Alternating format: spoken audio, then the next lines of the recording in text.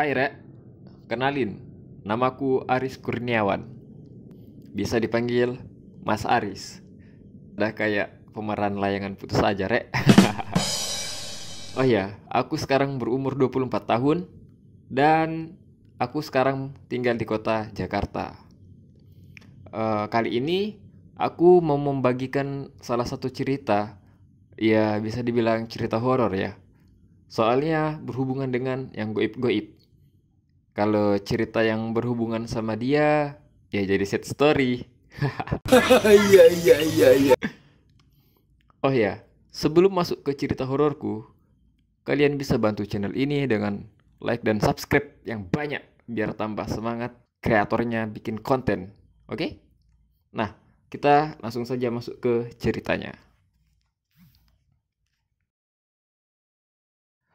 Ini adalah ceritaku ketika aku kuliah di salah satu kampus negeri di kota Malang, Provinsi Jawa Timur. Terus ada yang ngomong, jauh bener dari Jakarta ke Jawa Timur. Hey boy, lebih jauh lagi hubungan gua sama dia. Yeah. Nggak, Rek. Ya, aku milih kuliah di Jawa Timur karena ya pengen cari suasana baru aja sih. Kalau di Jakarta itu panas terus juga sering macet. Nah, siapa tahu kalau ke Jawa Timur kan bisa cari yang adem-adem. Oh ya, aku mengambil salah satu jurusan di Fakultas Pendidikan, Rek. Nah, waktu itu aku kuliah seperti biasanya. Ya, lihat penjelasan dari area-area yang presentasi, mengikuti diskusi. Nah, saat itu perkuliahan berjalan dengan lancar hingga waktu pulang tiba.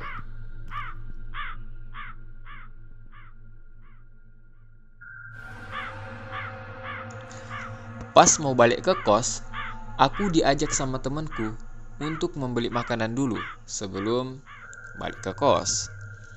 Oh ya, temanku itu namanya Dion.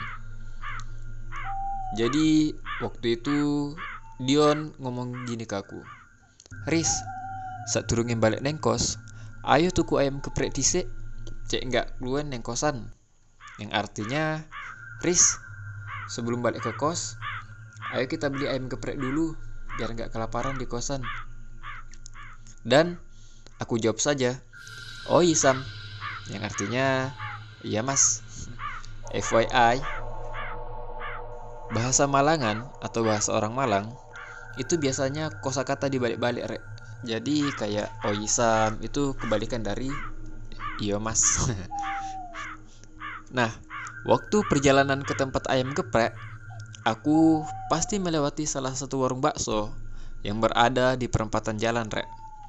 Nah, ketika itu aku melewati warung bakso tersebut, seakan-akan ada yang berbisik di dekat telingaku yang mengatakan bahwa mampir Rose, jajalan bakso nih. Yang artinya kamu mampir dulu, cobain baksonya. Waktu itu aku tidak terlalu menghiraukan, Rek, karena ya tujuanku sama Dion ya pengen beli bakso aja. Beli ayam geprek, Rek, bukan bakso. Lagian anak rantau yang ngekos kayak aku kudu hemat, Rek, biar nggak bokek pas akhir bulan. Setelah membeli ayam geprek, otomatis kita pulang dong dan melewati jalur yang sama. Dan lagi-lagi ketika aku melewati warung bakso tersebut, masih ada yang berbisik di dekat telingaku, persis dengan seperti sebelumnya, yang mengatakan mampir Rose, jajalan bakso nih. Mendengar bisikan tersebut, tiba-tiba bulu kuduku berdiri. Padahal waktu itu kan masih siang hari. Aku pun langsung tancap gas dan mengacuhkan bisikan tersebut. Oh ya, Rek, ciri-ciri warung itu ya seperti warung bakso pada umumnya. Pakai etalase yang isinya pasti ada bakso, mie, aneka gorengan, kayak pangsit, ya kan. Terus ada kecap, saus, jeruk, lontong, cuka dan lain-lain, Rek. Namun anehnya, meskipun ada bisikan goib seperti itu, warung bakso itu juga ya tidak terlalu ramai lah, Rek. Ya biasa aja lah. Tapi entahlah mengapa ada bisikan seperti itu ketika aku melewati warung bakso tersebut. Mungkin karena aku sedikit lelah ya, Rek. Keesokan harinya, aku kembali melewati warung bakso tersebut. Dan tetap sama, Rek. Aku tetap mendapatkan bisikan yang menyuruhku untuk mampir dan mencoba membeli bakso di situ. Namun, aku tetap tidak ingin membeli bakso di warung itu dan langsung tancap gas saja, Rek. Seiring berjalannya waktu dan setiap kali aku melewati warung bakso tersebut, hal yang sama tetap terjadi kepadaku, yaitu tetap mendapatkan semacam bisikan goib di dekat telingaku. Begitu terus dan seterusnya. Namun lagi-lagi, aku tidak ingin membeli bakso di situ. Hingga pada saat libur Lebaran Idul Adha tiba dan anak-anak kos atau teman-temanku yang ada di kos itu semuanya pada pulang, Rek, ke rumahnya masing-masing. Kecuali aku sendiri. Ya, gimana mau pulang, Rek? Nanggung. Rumahku jauh dan liburnya pun tidak terlalu lama. Jadinya ya kayak rugi waktu gitu, Rek. Rugi waktu, rugi tenaga, dan pastinya rugi cuan, Rek. Makanya aku tetap bertahan di kos walaupun sendirian.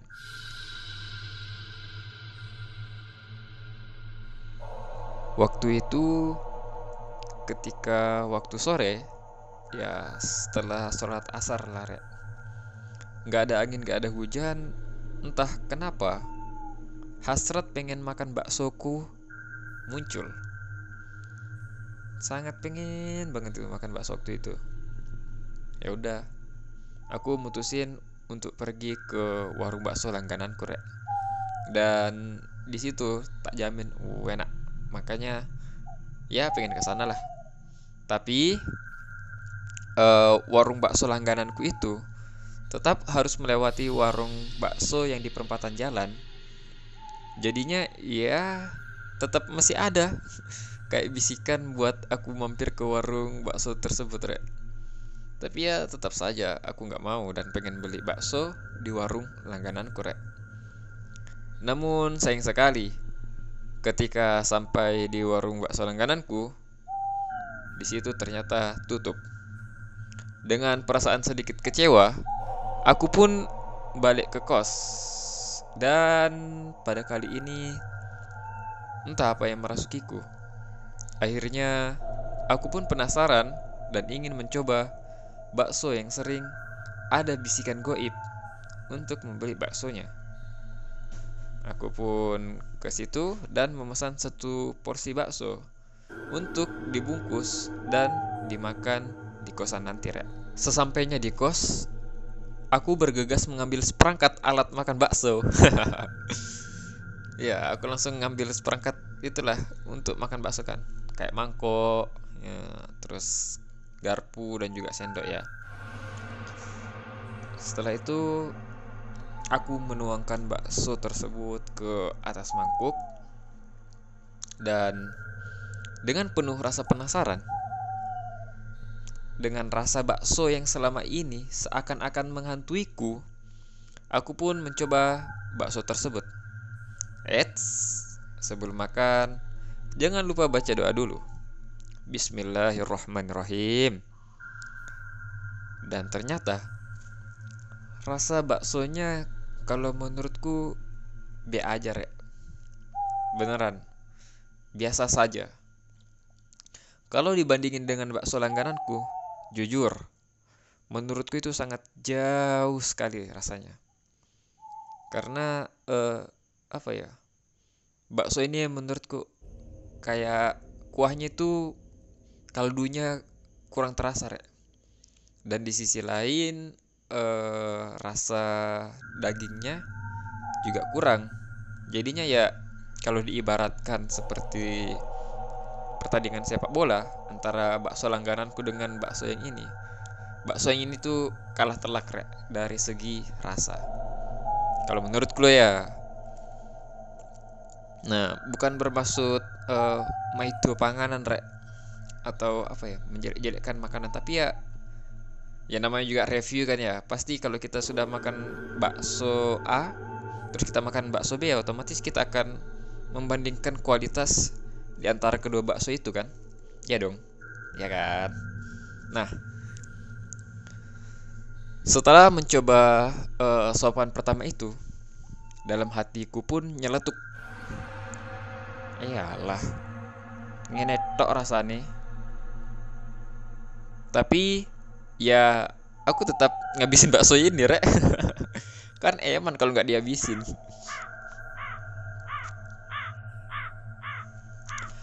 Di hari itu, setelah sholat isya, entah mengapa mataku ini terasa sangat berat.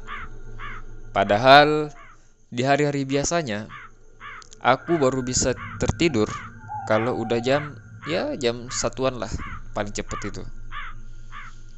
Karena udah nggak tahan, akhirnya aku pun langsung tertidur.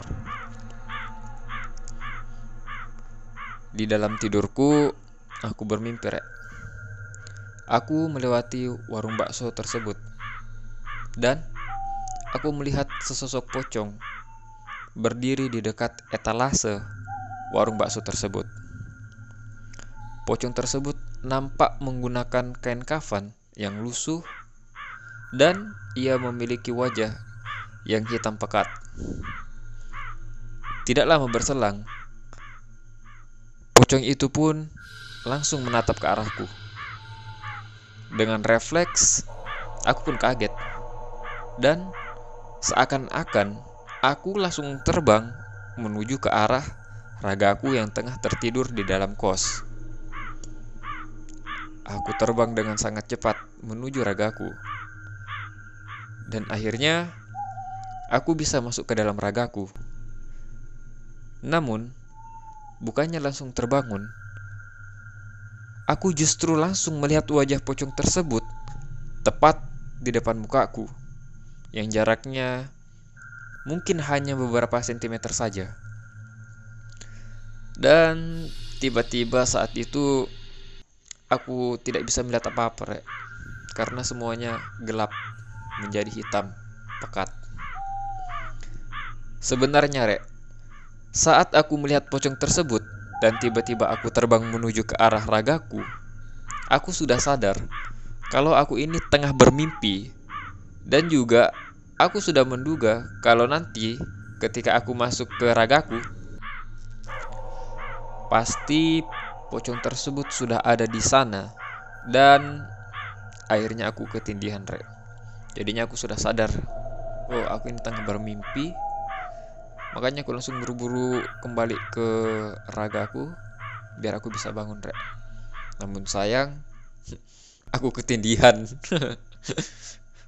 Waktu ketindihan tersebut, semuanya menjadi gelap. Aku pun berusaha untuk berteriak sekuat tenaga agar aku bisa terbangun. Akan tetapi, aku baru ingat hal itu juga percuma karena tak ada seorang pun yang ada di kosan selain aku. Akhirnya aku pun membaca doa, surah-surah pendek, dan juga sholawat Nabi. Alhamdulillah, tidak berselang lama, akhirnya aku pun bisa terbangun dari tidurku.